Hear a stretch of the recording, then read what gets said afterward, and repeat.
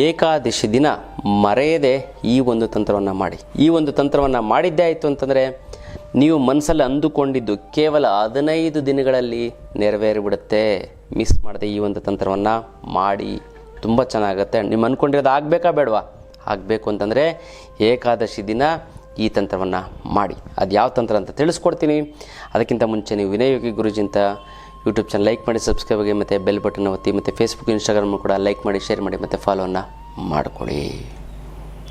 Online class, ವಿಶೇಷವಾದಂಥ ಒಂದು online class. ಈ ಒಂದು ಆನ್ಲೈನ್ ಕ್ಲಾಸಲ್ಲಿ ಏನಿದೆ ಅಂತಂದರೆ, ನಿಮ್ಗೆ ಜೀವನದಲ್ಲಿ ಯಾವ ರೀತಿ ಬದುಕಬೇಕು, ಮತ್ತು ಜನವಶೀಕರಣ, ಧನವಶೀಕರಣ, ಇರುವಂತಹ ದುಡ್ಡನ್ನು ಫಸ್ಟ್ ದುಡ್ಡು ಬರೋಗೆ ಏನು ಮಾಡಬೇಕು, ಮತ್ತು ಇರುವಂಥ ದುಡ್ಡನ್ನು 10 ರೂಪಾಯಿನ 100 ರೂಪಾಯಿ, 100 ರೂಪಾಯಿಂದ 1000 ರೂಪಾಯಿ, 1000 ರೂಪಾಯಿಂದ 1,00,000 ರೂಪಾಯಿ ಹೇಗೆ ಮಾಡುವಂಥದ್ದು, ದುಡ್ಡನ್ನು ಯಾವ ರೀತಿ ಬಳಸಬೇಕು, ಯಾವ ರೀತಿ ಉಳಿಸ್ಬೇಕು, ಮತ್ತು ಯಾವ ರೀತಿ ಗಳಿಸ್ಬೇಕು, ಜನರನ್ನು ಕೂಡ ಯಾವ ರೀತಿ ಉಳಿಸ್ಕೋಬೇಕು, ಮತ್ತು ತುಂಬ ಜನ ಫ್ರೆಂಡ್ಸ್ ಇತ್ತು ಅಂತಂದರೆ ನಿಮಗೆ ಕೋಟಿ ರೂಪಾಯಿ ಇದ್ದಂಗೆ ಯಾರೋ ಸಹಾಯ ಮಾಡ್ತಾರೆ. ಅದರ ಜನಾಕರ್ಷಣೆ ಹೇಗೆ ಮಾಡಬೇಕು, ಜನವಶೀಕರಣವನ್ನು ಯಾವ ರೀತಿ ಮಾಡಿಕೊಂಡು ನಾವು ಜೀವನವನ್ನು ಒಂದು ಸುಗಮಗೊಳಿಸ್ಕೋಬೇಕು ಅನ್ನೋದನ್ನು ಆನ್ಲೈನ್ ಕ್ಲಾಸಸ್ ಇರುತ್ತೆ. ನೀವು ಡೈರೆಕ್ಟಾಗಿ ನಾನು ಹೇಗಿದೆ ನಾವು ಮಾತಾಡ್ತೀವಿ, ನೀವು ಡೈರೆಕ್ಟಾಗಿ ಅದರಲ್ಲೂ ಕೂಡ ನಿಮ್ಮ ಪರ್ಸನಲ್ ವಿಚಾರಗಳನ್ನು ನನ್ನ ಭೇಟಿಯಾಗದೆ ಒಂದು ಕ್ಲಾಸ್ ಅಟೆಂಡ್ ಮಾಡಿ ಜ್ಞಾನವನ್ನು ತಿಳ್ಕೊಂಡು ನಿಮ್ಮ ಸಮಸ್ಯೆಗಳನ್ನು ಕೂಡ ಅಲ್ಲೂ ಕೂಡ ಬಗೆಹರಿಸ್ಕೋಬೋದು. ಎಲ್ಲ ರೀತಿಯಂಥ ವಿಚಾರಗಳನ್ನು ತಿಳಿಸ್ಕೊಡ್ತಾ ಹೋಗ್ತೀನಿ. ಝೀರೋ ಇರೋಂಥ ವ್ಯಕ್ತಿ ಈ ಆನ್ಲೈನ್ ಕ್ಲಾಸ್ ಅಟೆಂಡ್ ಮಾಡಿ ಹೀರೋ ಆಗಿರೋಂಥ ಉದಾಹರಣೆಗಳೆಲ್ಲ ನಾವು ನಮ್ಮ ಆಶ್ರಮಕ್ಕೆ ಬಂದು ನೀವು ನೋಡ್ಬೋದು. ಅಂಥ ಒಂದು ಅದ್ಭುತವಾದಂಥ ಒಂದು ಆನ್ಲೈನ್ ಕ್ಲಾಸು ಜನ ಮತ್ತು ಧನವಶೀಕರಣ.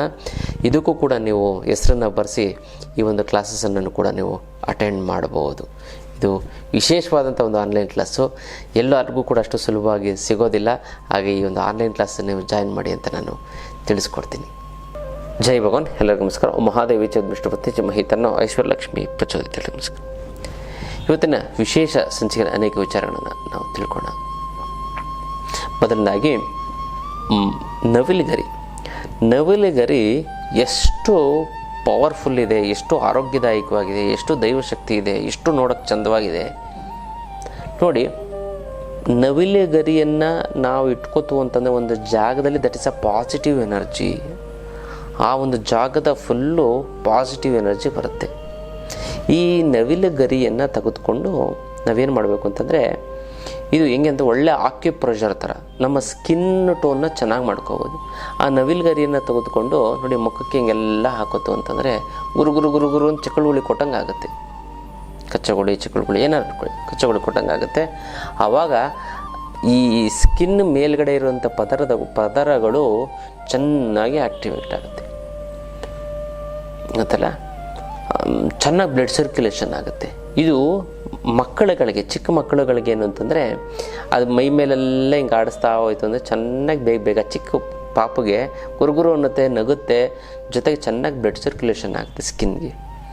ಒಬ್ರಿಗೆ ಗಾಯ ಕಾಲಲ್ಲಿ ಸುಟ್ಟೋಗಿತ್ತು, ಕಾಲು ಸುಟ್ಟೋಗಿ ಗಾಯ ಏನೋ ಒಂದು ಎಣ್ಣೆನ ಚೆಲ್ಕೊಂಡು ಗಾಯ ಆಗಿಬಿಟ್ಟಿತ್ತು ದೊಡ್ಡದಾಗಿ. ಅವರು ಏನಾಯಿತು ಅಂದರೆ ನಿಧಾನಕ್ಕೂ ವಾಸಿ ಆಗ್ತಾಯಿದೆ. ಬೇರೆಯವ್ರಿಗೆಲ್ಲ ಬೇಗ ವಾಸಿ ಆಗ್ತಾಯಿದೆ. ಯಾಕಂದ್ರೆ ಹಾಸ್ಪಿಟ್ಲಲ್ಲಿ ಬೇರೆಯವ್ರಿಗೆಲ್ಲ ಅವ್ರು ಬಂದಿದ್ರು ಚೆಕಪ್ಗೆ, ನೋಡಿ 3-4 ದಿನದಲ್ಲಿ ವಾಸಿ ಆಯ್ತು, ನಮ್ಗೆ ವಾಸನೆ ಆಗಿಲ್ಲ ಅಂಥವ್ರು ಆ ಒಂದು ಇದ್ರ ಮೇಲೆ ಸೈಡಲ್ಲಿ ಅಂದರೆ ಅರ್ಧ ವಾಸಿ ಆಗಿದ್ದಿಲ್ಲ ಅಂತಲ್ಲ, ಇನ್ನೂ ಬೇಗ ಕ್ಯೂರ್ ಆಗಬೇಕು ಅಂತಂದರೆ ನಿಧಾನವಾಗಿ ಅದು ಗುರುಗುರು ಅಂತ ನಾವು ಹಿಂಗೆ ಮಾಡಿದಾಗ ಬ್ಲಡ್ ಸರ್ಕ್ಯುಲೇಷನ್ ಚೆನ್ನಾಗಿ ಹಾಕಿ ಬೇಗ ಗಾಯ ವಾಸಿ ಆಗುತ್ತೆ. ಅದೆಲ್ಲ positive energy. Number 1 positive energy. ಜೊತೆಗೆ ನಿಮ್ಮ ಮುಖದಲ್ಲಿ ಹಿಂಗೆ ಸವರ್ಕೋಬೇಕು. ನೀವು ಅದನ್ನು ಇಟ್ಕೊಂಡು ಓಂ ಕೃಷ್ಣಾಯ ವಾಸುದೇವಾಯ ನಮಃ ಅಂತ ಅಂದ್ಕೊಂಡು ಮಂತ್ರ ಹೇಳ್ಕೊಂಡು ಎನರ್ಜಿನ ಅಲ್ಲಿ ಪಾಸ್ ಮಾಡಿ ನಿಮ್ಮ ಮುಖಕ್ಕೆ ಹಾಕೋತು ಅಂದರೆ ತುಂಬ ದೈವಶಕ್ತಿ ಬರುತ್ತೆ. ನಿಮ್ಮ ಮುಖದಲ್ಲಿ ದೈವಿ ಕಳೆ ಬರುತ್ತೆ ನೋಡಿ. ಹಿಂಗೆ ಆಡಿಸ್ಕೋಬೇಕು ಮುಖದಲ್ಲಿ, ಹಿಂಗೆ ದೇಹದಲ್ಲೆಲ್ಲ ಆಡಿಸ್ಕೋಬೇಕು. ಗುರು ಅನ್ನತ್ತೆ ತುಂಬ ಚೆನ್ನಾಗಿ. ಮತ್ತು ನವಿಲುಗರಿ ಎಲ್ಲಿರುತ್ತೋ ಅಲ್ಲಿ ಹಲ್ಲಿಗಳು ಪಲ್ಲಿ ಅಂತ ಗೋಡೆ ಮೇಲೆ ಓಡುತ್ತೆ, ಅಲ್ಲಿ ಅದು ಇರೋದಿಲ್ಲ, ಖಂಡಿತವಾಗ್ಲೂ ಇರೋದು ನೋಡಿ ಬೇಕಾದರೆ. ಸೊ ಪ್ರತಿಯೊಬ್ಬರ ಮನೇಲೂ ಒಂದು ನವಿಲುಗರಿ ಇರಲೇಬೇಕು. ಹಾಗಾಗಿ ಇದನ್ನು ಇಟ್ಕೊಳ್ಳಿ, ತುಂಬ ಚೆನ್ನಾಗುತ್ತೆ, ತುಂಬ ಒಳ್ಳೆಯದಾಗ್ತಾ ಬರುತ್ತೆ ಗೊತ್ತಲ್ಲ. ಇದು ವಿಶೇಷವಾದಂಥ ಒಂದು ವಿಚಾರ. ಇನ್ನು ಆಧ್ಯಾತ್ಮ ಪಯಣ. ಈ ಆಧ್ಯಾತ್ಮ ಪಯಣದಲ್ಲಿ ಪ್ರತಿ ತಿಂಗಳು ಒಂದಲ್ಲ ಒಂದು ಪುಣ್ಯಕ್ಷೇತ್ರಗಳ ದರ್ಶನವನ್ನು ನಾನು ಮಾಡಿಸ್ತಾ ಹೋಗ್ತಾ ಇರ್ತೀನಿ. ಖಂಡಿತವಾಗ್ಲೂ ಕೂಡ ಇದಕ್ಕೆ ನೀವು ಭಾಗಿಯಾಗಿ ಕರ್ಮ ಕಳ್ಕೊಳ್ಳೋದಕ್ಕೋಸ್ಕರ ಈ ಒಂದು ಅದ್ಭುತವಾದಂಥ ಒಂದು ಪುಣ್ಯಕ್ಷೇತ್ರ ದರ್ಶನವನ್ನು ಮಾಡ್ತೀನಿ. ಪ್ರತಿ ತಿಂಗಳು ಪುಣ್ಯಕ್ಷೇತ್ರ ಈ ಕೇರಳ ಅನಂತ ಪದ್ಮನಾಭ, ಗುರುವಾಯೂರು, ಮತ್ತು ಮುಂದಿನ ತಿಂಗಳು ಈ ಪುರಿ ಜಗನ್ನಾಥ, ಅದರ ಮುಂದಿನ ತಿಂಗಳು ಕಾಮಾಖ್ಯ, ಅದರ ಮುಂದಿನ ತಿಂಗಳು ಕಾಶಿ ಮತ್ತು ಅಯೋಧ್ಯ, ಈ ಥರ ಪ್ರತಿ ತಿಂಗಳು ಅದ್ಭುತವಾದಂಥ ಒಂದು ಆಧ್ಯಾತ್ಮ ಪಯಣ ಇರುತ್ತೆ.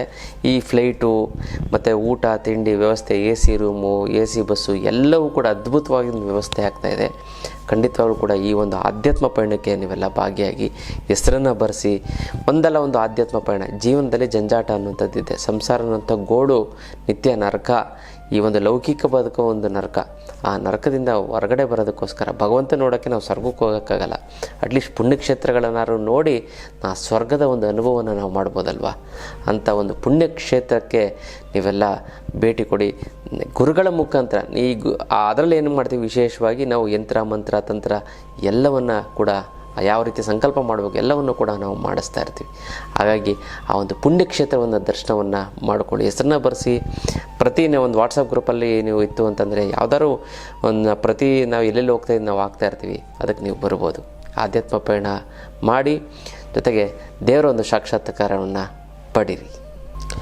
ಇನ್ನು ಬೊಜ್ಜು ಮೈ, ಭಾಳಷ್ಟು ಜನಗಳಿಗೆ ಏನಂತಂದರೆ ಬೊಜ್ಜಿನಿಗೆ ಸಂಬಂಧಪಟ್ಟಂಥ ಸಮಸ್ಯೆಗಳಿರುತ್ತೆ ನೋಡಿ.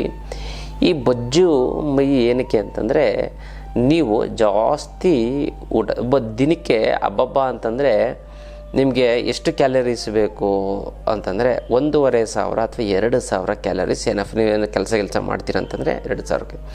ಆದರೆ ಪ್ರತಿನಿತ್ಯ ನಾವೇನು ಮಾಡ್ತೀವಿ, 4,000 5,000 ಕ್ಯಾಲರೀಸ್ ತಗೋತಾ ಇದ್ದೀವಿ.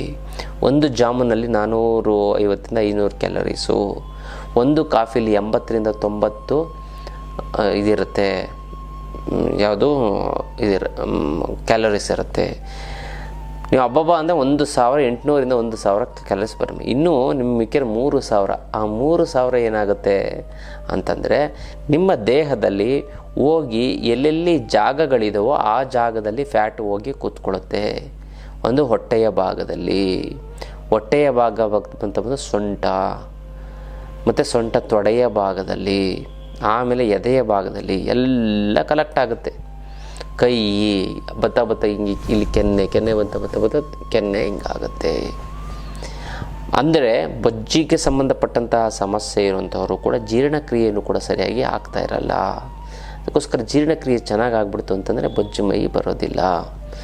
ಜೀರ್ಣಕ್ರಿಯೆ ಚೆನ್ನಾಗಬೇಕು ಅಂತಂದರೆ, ಇರೋ ಕೊಬ್ಬನ್ನು ಕರಗಿಸ್ಬೇಕು ಅಂತಂದರೆ ಏನು ಮಾಡಬೇಕು ಅಂದರೆ ಲಿಂಗ ಮುದ್ರೆಯನ್ನು ಮಾಡಿ. ಇದ್ರ ಜೊತೆಗೆ ನೀವೇನು ಮಾಡಬೇಕು, ಆಹಾರವನ್ನು ಕಡಿಮೆ ತಗೋಬೇಕು. ಅರ್ಧ ಊಟ ಮಾಡಿ, ಚೆನ್ನಾಗಿ ನಿಮ್ಮ ಮಾಡೋಂಥ ಕೆಲಸವನ್ನೇ ನೀವು ಕೂತ್ಕೊಂಡು ಮಾಡಬೇಡಿ, ನಿಂತ್ಕೊಂಡು ಮಾಡಿ, ಗೊತ್ತಾಯ್ತಲ್ಲ. ಮತ್ತು ಓಡಾಡ್ಕೊಂಡು ಮಾಡಿ. ಪ್ರತಿಯೊಂದು ಕೆಲಸನೂ ಬೇರೆಯವ್ರಿಗೆ ಹೇಳ್ಬೇಡಿ, ನೀವೇ ಮಾಡಿ ಮನೇಲಿ, ನಿಮ್ಮ ಮನೆ ಕೆಲಸ, ನಿಮ್ಮ ಸ್ವಂತ ಕೆಲಸವನ್ನು. ಹಾಗಾಗಿ ನಿಮಗೆ ಖಂಡಿತವಾಗ್ಲೂ ಕೂಡ ಕಡಿಮೆ ಆಗ್ತಾ ಬರುತ್ತೆ. ಜೊತೆಗೆ ಲಿಂಗ ಮುದ್ರೆಯನ್ನು ಮಾಡ್ತು ಅಂತಂದರೂ ಕೂಡ ನಿಮಗೆ ಬೊಜ್ಜು ಮೈ ಕರ್ಕೋಗ್ಬಿಡುತ್ತೆ. ನೋಡಿ ಹೇಗೆ ಮಾಡೋಂತ ಹೇಳ್ಕೊಡ್ತೀನಿ ನೋಡಿ. ಥಮ್ಸಪ್ ಅಂದರೆ ಹೆಬ್ಬೆರಳ ಮೇಲೆ ಹಿಂಗೆ ಇಟ್ಕೊಳ್ಳಿ, ಎಡಗಡೆ ಜ್ಞಾನ ಮುದ್ರೆ ಇಟ್ಕೊಳ್ಳಿ, ಜ್ಞಾನ ಮುದ್ರೆ ಇಟ್ಕೊಂಡು ಹಿಂಗೆ ಒಳಗಡೆ ಹಿಂಗೆ ಸೇರಿಸಿ ಇಟ್ಕೊಂಡು ಮಾಡಿ.